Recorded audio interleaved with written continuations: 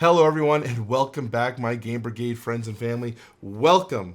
Today we are going to be talking about Castles of Burgundy, the special edition by Awaken Realms, and I'm going to give you my thoughts about this tile and whether or not this should be something in your collection. Stay tuned for that.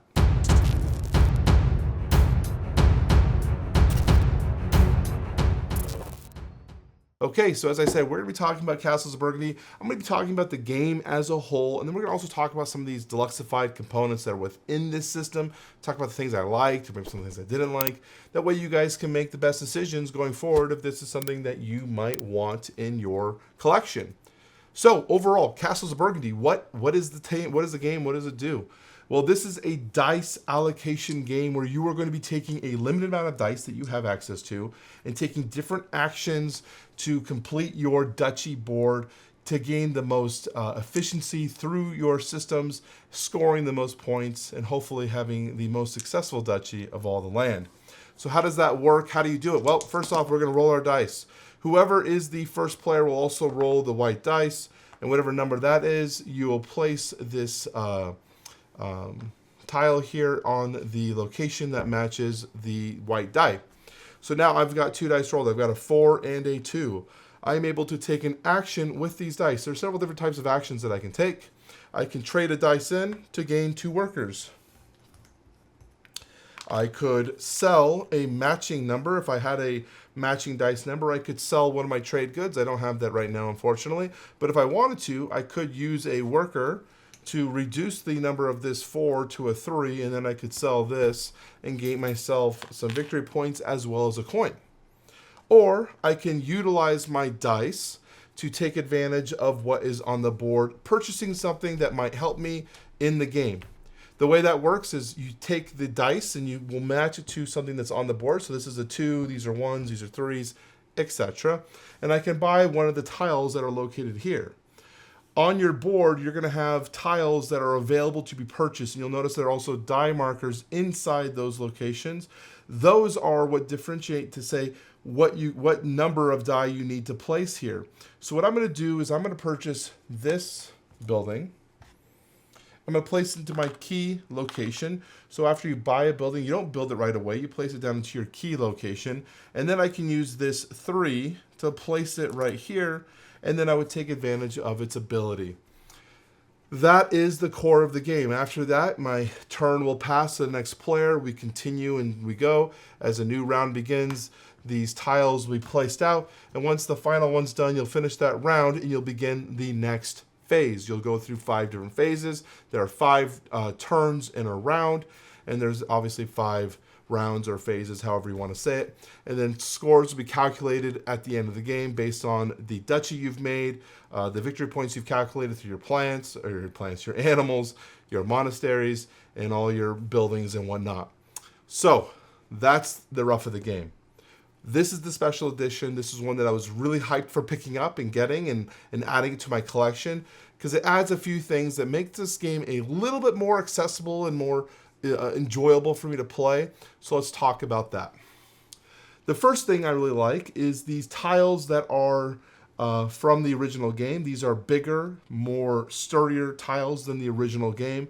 They are also more vibrant and colorful and easier to read. I think that the tile selections are better. Now, these are the acrylic tiles.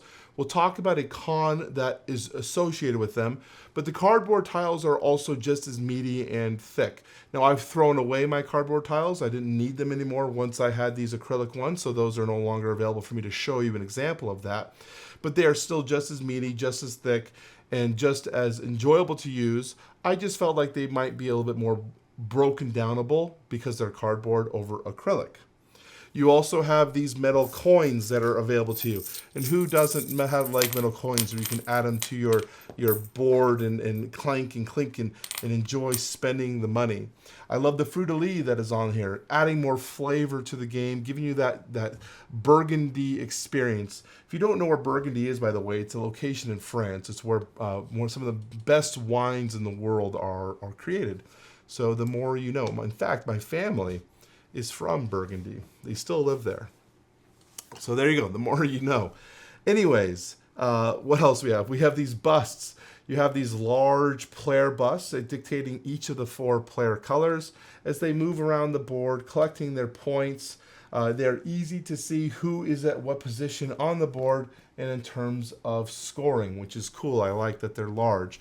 At the alternative side over here, you have the player marker. So whoever's in first place in terms of turn order is going to be moving along this track. And they are stackable, so whoever's stacked on top is the priority in terms of player order. So in this case, you have red, yellow, blue, purple, and going from there from play order.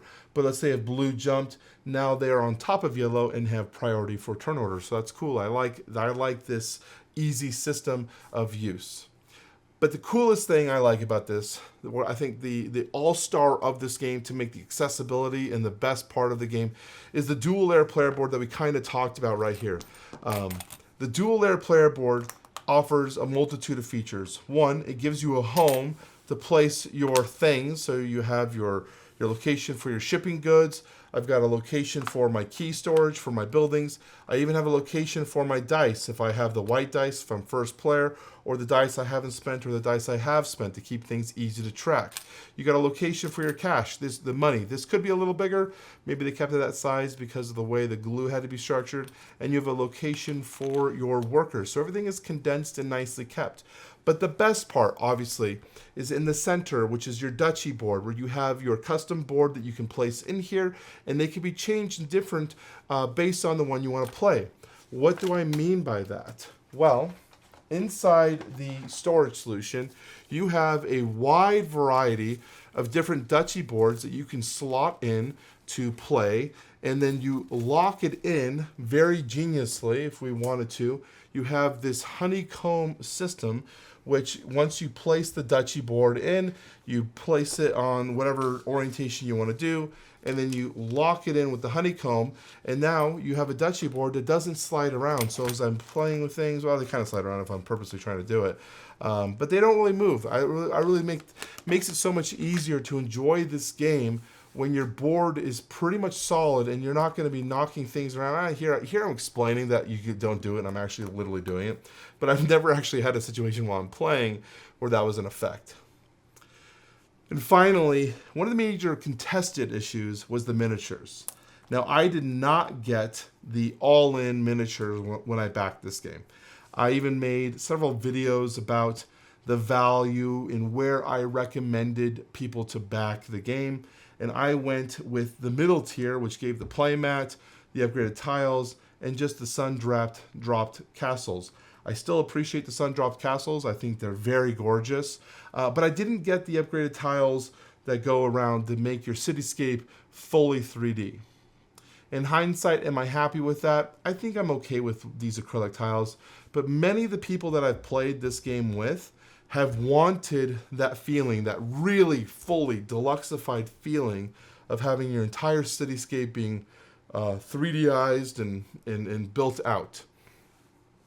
It reminds me back of the game Terraforming Mars, where you have the big box with the 3D tiles. If you're someone who appreciates that kind of game, where you can see the actual structures being built out in a 3D scope, it might be for you. I actually appreciate just having these castles, which still come out of the board, giving you a really dominating piece, but don't over pressurize things. Don't make it so it's hard for you to still see your board. So that's really cool. So overall, the Deluxified features are very, very impressive. Oh shoot, I didn't even talk about one of them. These bags are great. There's still so much stuff to talk about. I gotta remember to check my notes. The Deluxified bags are super cool. You have these large bags. There's two things I really like about this. First off, setting up the game is super simple. You just reach into the bag, you grab the tile you want to need, you place it into the location you need it for. I very much appreciate that. But alternatively, when you're taking down the game, it's very easy to just take the tiles you're done with and putting them back into the bag. Now, when we're playing, we keep all the shifted tiles that haven't been purchased off the game. We just keep them like kind of off the side. But when we're done with the game, it's very easy to just dump them back into the bag like that, and we're easy to go. So very much easy storage. I also didn't talk about the storage solution that's included with the game. I only have this one right here. The other one is in the core box. But they have these vacuum sealed storage solutions. So this is the one for obviously the duchy boards as well as the castles. But overall, I'm very, very impressed with how well they've made the box fit ergonomically, so things are well situated in here for storage solution purposes. Now, I will say, though, that setting up the game for the first time and putting everything in the box, there wasn't a very good instructional guide in terms of how to do that. So shout out to Jenna at Board Game Garden, who did a reboxing video to kind of give her take on how things should be stored. I pretty much followed that one to a T. I think I might have made a few changes based on what she was doing and how I felt things should go. But for the most part, I very much appreciated her video. Let me get everything back in the box easily and quickly for gameplay purposes. And then setting up the game is very, very simple and fast after that. So that is pretty much it for the Deluxified options. So let's talk about some of the nitpicks that I have. So one of the things I want to talk about, one of the nitpicks, is the colorization options that were placed onto some of these pieces. Some of the colors overall are very bright, very vibrant, makes things very easy to see, especially from a distance, you know exactly what you're talking about. So let me give you an example. Here we have the location tiles of where you place different things. And sometimes it can be hard to know if a tile is a specific color or if you're just seeing things wrong. So you'll see that these are very, very bright. The green and blue are very, very bright. But the town one, the building one, I know they're trying to match this color, but it's so muted. Sometimes you can get easily confused unless you really take a second look and be like, okay, this is for the building. It's not for a Montessori. God, I can't say that word right now. So that's something that happens multiple times a game. When especially it's whatever I'm setting up, I'll definitely place the wrong stuff in the wrong locations. Usually it's the yellow tiles on the buildings, and they're like, oh, yep, that was a mistake. Got to fix that. So that's just a nitpick. I wish they made the color a little bit more vibrant, or maybe something. See, in here, I did it again. I just placed this one here in the wrong location. So clearly it's something, maybe it's just me, but it's something that I definitely have issues with whenever I'm setting up the board or filling out for each round.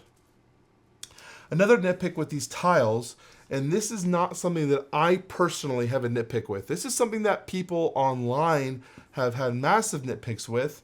So I want to share it with you so you guys are aware of it, and I'll give you my opinion of that. So on these tiles, you have the original, you have the art, and it gives you a description of what the card does. But on the original board, they would have a written description on the back telling you exactly what the tile did. So if you had any questions on what something did, you would flip it over and be like, okay, I know what that does. A lot of people were upset that the acrylic tile version of this game does not include those written text. Now, the cardboard version, if you decide to go with the cardboard version, it does have the written text on the back. But it doesn't have the acrylic cardboard tile or the acrylic versions, and people were really hammering that, saying that that is a real big issue for them because it seems like an oversight. Now, I personally don't see it as an oversight because they have these incredible help sheets, these player guides alongside that you play with that has all the information of every single building in the game available to you on front and back, as well as a rules reference of what that thing does. Alternatively, each tile, especially the tiles that have like these monastery tiles, have a number on the bottom. So for example, this is 8. I can easily reference 8 here and know exactly what that tile does. Personally, for me, as I'm waiting for my turn and I'm looking at the board, I can see, okay, we have several buildings here, and I can reference my sheet here and have a great idea of what's there, what am I looking at, what do they do, and just reference it. And to me, it's more strategic to do that than to flip over here and be like, what does this do again? Oh yeah, because now I'm giving my opponents a chance to see maybe a tile that I'm interested in. And as a person who's almost always going last, like if this was me, I'd be way back here all the time. It kind of sucks to be able to not be able to get your tiles that you have been eyeballing. So that's something that personally I have no issues with, but I want to make sure I bring that up to you guys so that you are aware. Another random nitpick that I have, not something too big, is the player board here. You can see there's a score track that goes around the corner. It's a little small. And if you have all of your players kind of sitting around the same number, it gets a little cramped here, and things can get knocked around. I don't know if that's a huge issue. We haven't had too many situations where players were at the exact same number, but it happened. And it's also a little annoying that there's no starting. It tells you place your busts in the starting area, but there's no starting area, so you just kind of maybe put them right there. I don't know. Those are things that are really big nitpicks overall, but I don't think it's an issue is in terms of the gameplay quality. I don't think it detracts enough from the gameplay quality for me to make it an issue. One of the positive things I want to talk about was the rulebook. I was very, very impressed with Awakened Realms' take on the rulebook.